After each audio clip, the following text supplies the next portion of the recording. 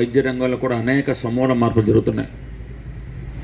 ఎప్పుడో 25-30 సంవత్సరాల క్రితం కేవలం ఆర్ఎంపీ డాక్టర్లు, పిఎంపీ డాక్టర్ల మీద ఆధారపడినటువంటి ఈ కోనసీమ జిల్లా ఈరోజు స్పెషాలిటీ హాస్పిటల్ నుంచి సూపర్ స్పెషాలిటీ హాస్పిటల్ స్థాయికి ఎదగడం యాదృచ్ఛికమైనప్పుడు కూడా ఇది చాలా ఆనందదాయకం.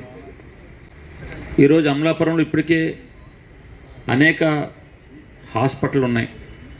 వైద్య రంగంలో ప్రముఖ స్థానం సంపాదించింది. అయినప్పుడు కూడా సూపర్ స్పెషాలిటీ డాక్టర్లు, సూపర్ స్పెషాలిటీ వైద్యులకు కొరత ఇంకా ఉంది. ఇప్పటికే ఏదైనా గుండెకు సంబంధించిన శస్త్రచికిత్స కానీ, అదేవిధంగా కిడ్నీస్ కానీ, ఇటువంటి ప్రాధాన్యతక్రమమైనటువంటి వైద్యంలో మనం స్పెషాలిటీ కోసం కాకినాడ కానీ, రాజమండ్రి కానీ పరిగెట్టవలసిన ఆవశ్యకత ఉంది.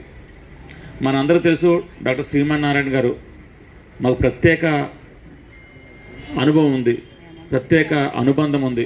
శ్రీమన్నారాయణ గారితో పిల్లల వైద్యులుగా దాదాపు 32 సంవత్సరాల పాటు అమలాపురంలో ప్రముఖ వైద్యుడిగా వెలుగొంతూ, అప్పటికి బహుశా ఈ మధ్యకాలంలో అనేక మంది చిల్లర స్పెషలిస్ట్ వచ్చారు, కానీ అప్పటికైతే ఆయన ఒకరే చిల్లర స్పెషలిస్ట్. ఇది ప్రధానంగా అమలాపురంలో నేను ఫస్ట్ హాస్పిటల్ అనుకుంటుంది నియోనటాలజీకి సంబంధించి. మరి కూడా ఒక కుమారుడిని నియోనటాలజీ చేయను, ఆయన చిల్లర స్పెషలిస్ట్ కాబట్టి పిల్ల పుట్టిన తర్వాత ఆయన చేస్తాడు.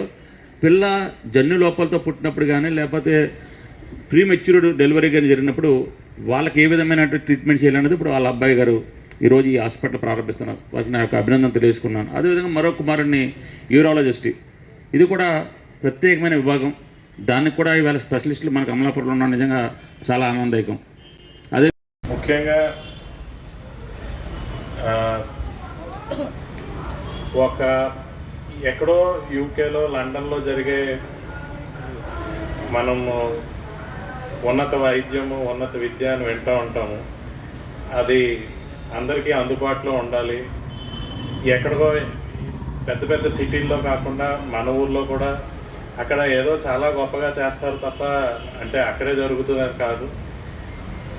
మనం అనుకుంటే ఎక్కడైనా చేయగలం, మనం కూడా చేస్తాము అని అనుకుని ఈ చిన్న ప్రయత్నం చేస్తున్నాము.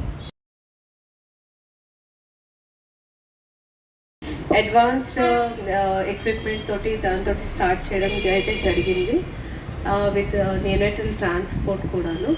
ఖచ్చితంగా అందరూ మమ్మల్ని అయితే బ్లెస్ చేయండి. అందరూ థ్యాంక్ యూ వెరీ మచ్.